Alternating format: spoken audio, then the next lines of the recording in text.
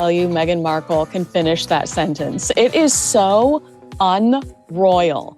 And I know that this is something that was trending a few years ago. Classic Meghan, a day late and a dollar short. I think the objective is exact. I think it's a huge FU to the royal family. Was really Meghan shared that bedside twerking video taken shortly apparently before she gave birth to Lilibet. Remember the child that she named after the Queen's private nickname that was given to by Duke of Edinburgh without getting permission. Meghan Markle posted a bizarre video on her social media yesterday, which sent several people into absolute meltdown. She went from royal bride to Hollywood sweetheart to the Duchess who just might have taken it all too far. This time, Meghan Markle didn't just spark headlines, she set off a firestorm. And now, even some of her most loyal friends seem to be walking away. What was supposed to be a wholesome celebration for her daughter turned into a viral spectacle, and the royal response. Absolutely brutal. It all started with a single video. Meghan, heavily pregnant, dancing playfully beside Prince Harry in what fans later dubbed the baby mama dance. But this wasn't your typical cutesy maternity moment. Meghan was twerking, yes, twerking on camera. And while Harry cheesily joined in, the internet exploded. Supporters claimed it was refreshing, raw, and real. But for royal insiders, it was an absolute disgrace. Reports claim that King Charles and Queen Camilla were left completely stunned, even horrified, with one insider saying they were aghast at the spectacle. This wasn't bending royal rules, this was obliterating them. And while the world debated whether Meghan's latest stunt was empowering or embarrassing, behind palace walls, it was clear this wasn't going to be brushed under the royal rug. But here's the twist. According to sources, the video wasn't some random act of joy. Meghan had dropped a hint in Prince Harry's memoirs, Fair. He described a delivery room full of fast food, music, and dancing. No palace protocols. No stiff upper lips. Just Meghan and Harry doing it their way. And now, with the release of her upcoming podcast interview with business mogul Emma Grede, Meghan's finally breaking her silence. She laughs off the backlash, saying the video wasn't staged or planned. It was her being her. Real, raw, joyful. Sharing her truth on her own terms. But while Meghan might be reclaiming her narrative, not everyone is cheering. In fact, some of Hollywood's A-list seem to be quietly backing away. For years, Meghan's inner circle included stars, moguls, and influencers, but that list? It's looking shorter by the day. Sources close to the couple say the drama is just too much. Aligning with Meghan used to mean progressive royalty and girl boss power. Now, it means unpredictable headlines and uncomfortable questions. Even PR teams are reportedly advising their clients to steer clear. And this quiet retreat isn't just happening behind closed doors. It's showing up in canceled brand deals, declining invitations, and subtle unfollows on social media. The industry is speaking not loudly, but clearly. Catherine Ryan, once one of Meghan's most vocal supporters, has flipped the script. On her podcast, she questioned Meghan's carefully crafted public image, suggesting it might be more curated than candid. She didn't hold back, pointing to inconsistencies in Meghan's stories and questioning whether the Duchess is more concerned with fame than authenticity.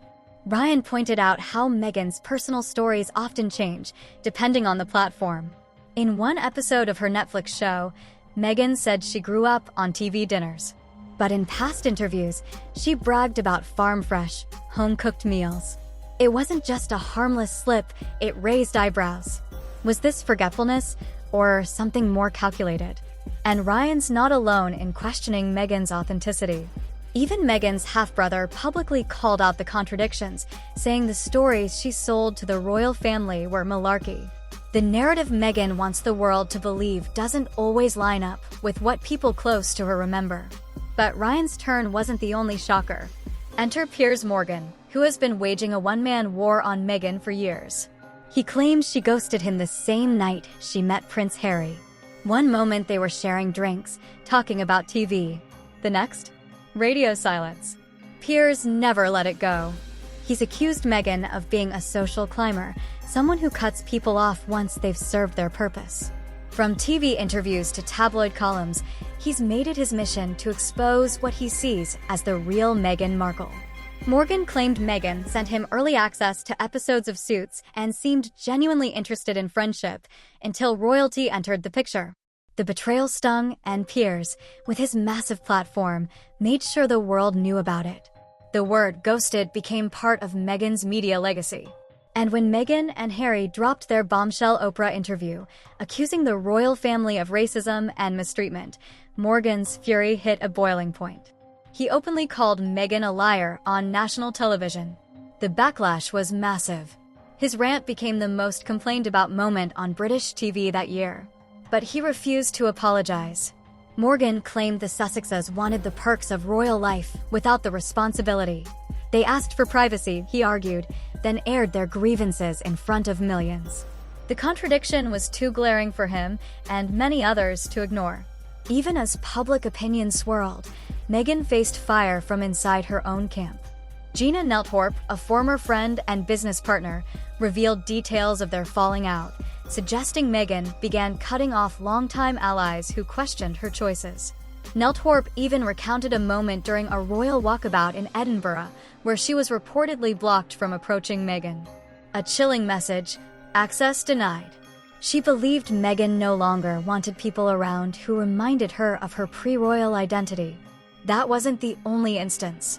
Nelthorpe had once helped shape Meghan's business ventures and image. But when she raised concerns about how royal life would impact Meghan's mental health, she was allegedly shut out. According to Nelthorpe, the Meghan she knew vanished the moment the palace doors opened. And it doesn't stop there. The Beckhams, once fixtures at Meghan and Harry's wedding, have reportedly distanced themselves too. Rumors say the Sussexes believed David and Victoria leaked stories about them, which allegedly left the Beckhams furious. David Beckham reportedly confronted Harry, demanding answers. According to insiders, the conversation was tense and the Beckhams walked away feeling betrayed. For a family known for tight-knit loyalty, this accusation struck deep. And the consequences didn't stop there. The fallout sent a clear signal to other celebrity couples. Aligning with Meghan and Harry might mean getting caught in the splash zone of their ever-growing drama. Celebrity brands are built on stability and relatability. When that image becomes a magnet for controversy, even the most loyal friends start stepping back. According to royal insiders, the couple's endless critiques of the royal family have made them toxic to some of their closest allies. A-list friends who value privacy, family, and loyalty are finding Meghan and Harry's public crusades harder to support. Meanwhile, Meghan's ventures haven't escaped scrutiny either. Her Netflix lifestyle series, With Love, Meghan received lukewarm reviews, with critics saying it lacked authenticity and depth. Some described it as PR fluff, while others wondered whether Meghan was more interested in image than substance. Even within the industry, there are whispers that major networks and studios are becoming cautious. One streaming executive allegedly said off the record, "It's just too risky right now." Insiders also note that Meghan's podcast deals have hit snags. Spotify, which once championed her Archetypes podcast, parted ways after just one season. The reason? Sources say it underdelivered. The buzz fizzled. And with millions invested, brands aren't taking those kinds of risks twice. Even some of Meghan's philanthropic efforts have come under the microscope. Her Archewell Foundation faced backlash for inconsistent public communication and a perceived lack of impact. Critics question whether the brand has a clear mission or if it's simply a catch-all for personal PR. And now, former allies aren't just distancing, they're speaking out. Some insiders suggest Meghan's obsession with controlling the narrative has pushed people away. Others believe her need for reinvention comes at the cost of authenticity. In Hollywood, image is everything. And when that image becomes unstable, so do the relationships built on it. Some insiders say Meghan still surrounds herself with loyalists, but fewer and fewer of them are household names.